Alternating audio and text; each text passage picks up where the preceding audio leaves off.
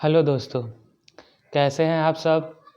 आशा करते हैं अच्छे होंगे, मज़े में होंगे। दोस्तों, आज हम लोग अपने लेक्चर को फर्दर आगे बढ़ाएंगे और पार्ट 3 की तरफ चलेंगे। पार्ट 1 और पार्ट 2 में हम लोग पुर्तगीज़ के बारे में दोस्तों चर्चा किए थे। पुर्तगीज़ वास्को डी गामा कब आए थे और उनके आने से हमें इफ़ेक्ट क्या क्या पड़ा था इंडिया पे, और किस वे से आए थे, और उनके गवर्नर कौन कौन थे, ये सब के बारे में दोस्तों हम लोग चर्चा कर चुके हैं। दोस्तों, आज हम लोग पार्ट 3 की तरफ चलेंगे, जिसमें पार्ट 3 में हम लोग डेनिस के बारे में चर्चा करेंगे। ये डेनिस कौन थे, किस देश से आए थे, और ये इनका हेडक्वार्टर्स कहाँ था, ये कहाँ कहाँ अपने फैक्ट्रीज़ को लगाएं, इन सब के बारे में दोस्तों हम लोग चर्चा करेंगे। तो आइए हम लोग बात करते हैं डेनिस की तरफ। दोस्तों, अगर आप चैनल पर नए हो तो चैनल को लाइक ज़रूर करें। आगे चलिए हम लोग बात करते हैं डेनिस पे।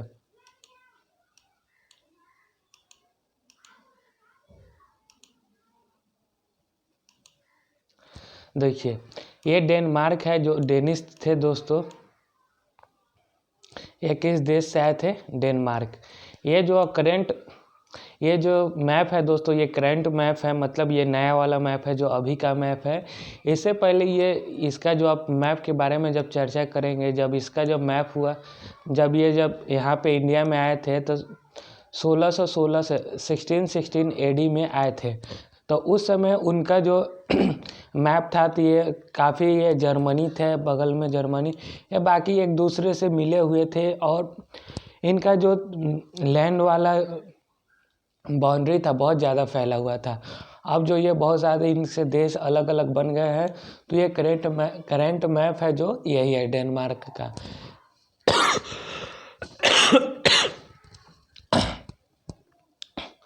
तो दोस्तों, ये डेनमार्क का करंट मैप है। ये जो आप देख रहे हैं डेनमार्क का फ्लैग है। आइए हम लोग बात करते हैं आगे की तरफ। डेन्स, जिसको डेनिस भी बोला जाता है, डेन्स में रहने वाले लोगों को डेनिस बोला जाता है।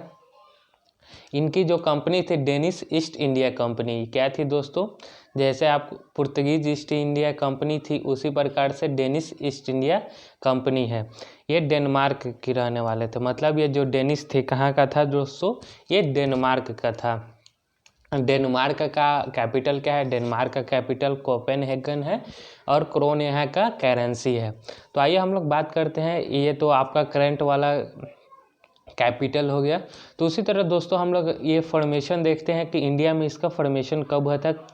डेनिस ईस्ट इंडिया कंपनी की, डेनिस ईस्ट इंडिया कंपनी का दोस्तों फॉर्मेशन 1616 एडी में हुआ था। इसका ज़्यादा कोई इफेक्ट हम लोग के पे नहीं पड़ा। ये आए, केवल ट्रेड किए और चले गए, और ज़्यादा ये इनका जैसे इंग्लिश, पुर्तगीज़ और फ्रेंच का ज़्यादा हम लोग को इफेक्ट पड़ा। ये ज़्यादा बैटल भी हुआ, लेकिन डेनिस था ये कम बैटल हुआ, और आपस में ज़्यादा ये बैटल नहीं किए, और अपना सब कुछ सामान आए, बांध के लेकर आए और बांध कर लेकर चले गए, अपना सब कुछ बेच बाच कर चले गए। किससे बेचे, आगे हम लोग अपने लेक्चर में बताएंगे दोस्तों।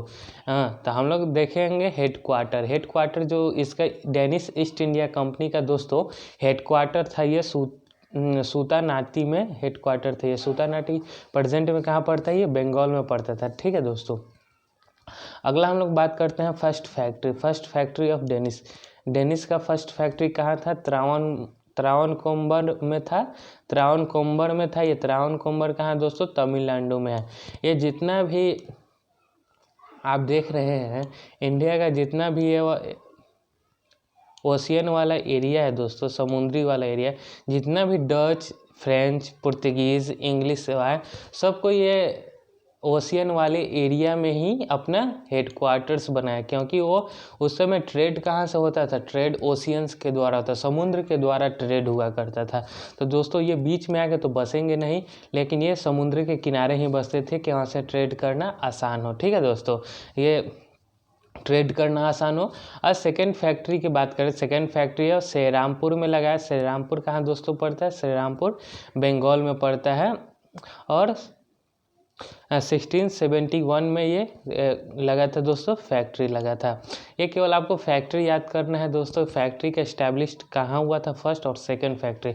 बस एग्जाम में यही पूछता है, ये नहीं पूछता है दोस्तों ये डेनमार्क डेनिस वाले डेनमार्क से थे, फॉर्मेशन कब हुआ ये नहीं पूछता है, केवल ये पूछता है फर्स्ट फैक्ट्री कब था। मतलब आपको दे देगा इंग्लिश का फर्स्ट फैक्ट्री, डेनमार्क का फर्स्ट फैक्ट्री, पुर्तगीज़ का फर्स्ट फैक्ट्री, अब बोलेगा कि इनको सही क्रम में लगाइए, ऐसे पूछा जाता है। तो दोस्तों आप श्रीरामपुर में सेकंड फैक्ट्री लगा था, फर्स्ट फैक्ट्री त्रावणकोर में लगा था तमिलनाडु में। अगला हम लोग बात करते हैं दोस्तों इसमें, the Danes sold all their factory to the English को ये सारे फैक्ट्री बेच दिए।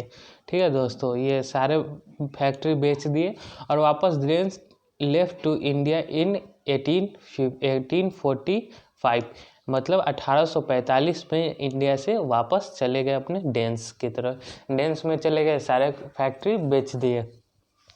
तो इनका देख लिए दोस्तों, ये यही इनका है, ज़्यादा कोई इफेक्ट पड़ा नहीं हम लोग के ऊपर। तो ये डेनिस के बारे में आप ज़रूर आपको समझ में आया होगा, सारा पॉइंट क्लियर हो गया होगा दोस्तों।